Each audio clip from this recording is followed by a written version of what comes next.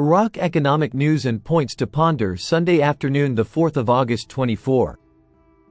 Listen to the full version on the official dinarreport.com website and become our supporter on Patreon.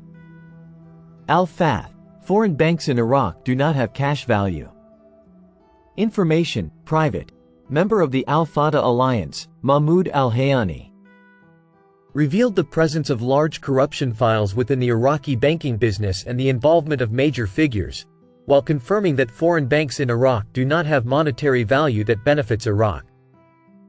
Al-Hayani said in a statement to the Maluma agency, foreign and Jordanian banks in particular do not have funds through which they can supply the Iraqi market with the monetary mass, and their presence inside Iraq does more harm than good, noting that the Central Bank of Iraq was unable to find solutions and did not rise to the level required. He continued, the reason for the entry of foreign banks into the country is due to American dictates exercised on the central bank in order to grant them licenses to operate in Iraq according to special privileges, pointing out that the Iraqi government needs support from the political forces and concerted efforts in order to distance the banking business from suspicion and corruption.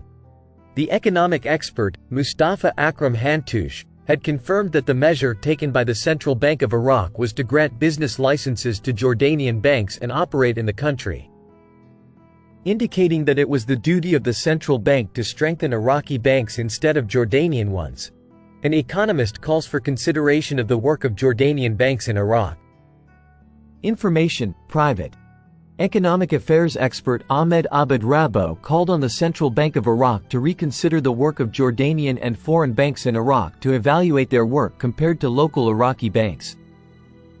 Abed Rabo said in a statement to the Al-Maluma agency, the central bank is working in a dualistic manner by not supporting the private banking sector and granting privileges to Jordanian banks, noting that foreign banks, especially Jordanian ones, control the file of financial transfers, in light of issuing sanctions against half of the local banking sector by the U.S. Treasury Department.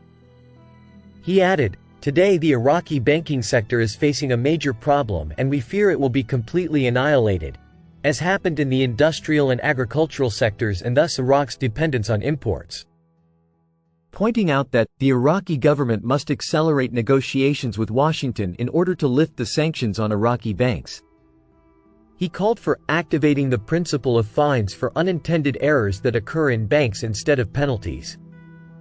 Specialists believe that the economic file cannot be handed over in this way, as it is a sovereign matter that affects the security and economy of the state, with these banks taking over and penetrating the economy to a great extent, which may make the Iraqi economy hostage to the Jordanian banks. Alia Nassif, central bank policy is pushing Iraqi banks towards execution. Execution of Iraqi banks with licenses to foreign banks July 31, 2024 last updated, July 31, 2024. Independent Representative Alia Nassif strongly criticized the measures taken by the Central Bank of Iraq towards local banks, considering that these measures contribute to the execution of Iraqi banks. Tweet on the Nassif explained in a she also indicated that licenses would be granted to two other banks, one Kuwaiti and the other Qatari. She said that these steps come at a time when many Iraqi banks continue to suffer, as their activities had been suspended and more of them have been closed as a result of the policies of the central bank. She expressed her dissatisfaction with the management of the central bank, which did not address the accumulated problems in the banking sector during previous periods, but rather worked to bring local banks into contracts with K2 company and pay money without achieving tangible results. Nassif pointed out that the Iraqi banking sector is now being punished for mistakes committed in previous years under the supervision of the same current administration of the central bank. She wondered why this administration did not hold itself accountable for its failure to perform its oversight duties during that period.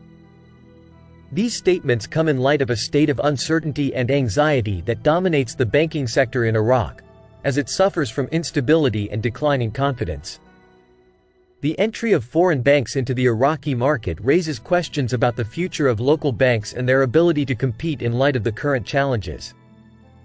This step is part of the government's efforts to attract foreign investments and strengthen the financial sector. But there are fears that it will be at the expense of local banks that are facing great difficulties.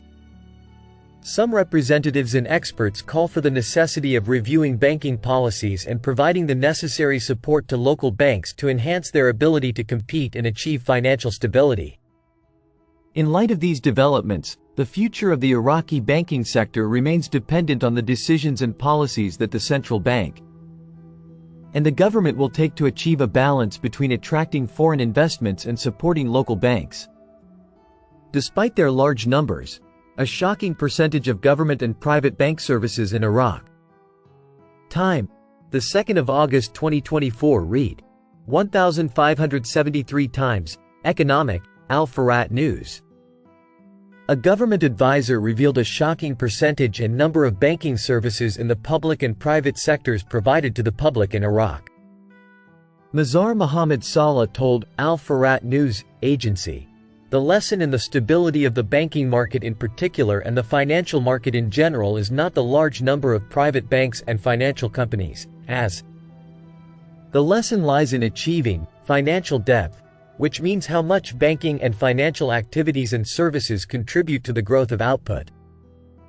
The annual gross domestic product in the country, that is, through the capacity of services provided by these banking companies to the public, in quality and quantity, to maximize the added value in economic activity." He added that these banking services, in the gross domestic product, revolve around a growth rate that does not exceed 1.5% in most cases, which is a low percentage compared to developed countries where this percentage rises to more than 20%. Saleh stated, "Accordingly, the sobriety and stability of the financial and banking market in particular is measured by the number of services provided to the public. And the number of its services still does not exceed 12 services at best, while it should rise to 45 banking services as a minimum." He continued, "As for banking density, which is measured by the population's share of bank branch services, despite the huge number of government and private banks, the share of their branches in providing banking services to the population is still low." He explained, "It is noted that the services of a single branch of these banks are still disproportionate to the population. The banking density in our country is approximately 40,000 people per branch on average, while it should not exceed 10,000 people per branch unless it is less, as is the case in the countries of the developed world, which one branch provides its services to an average of no more than 6,000 people per banking branch." Listen to the full version on the official dinarreport.com website and become our supporter on Patreon. Source: Dinar Recaps.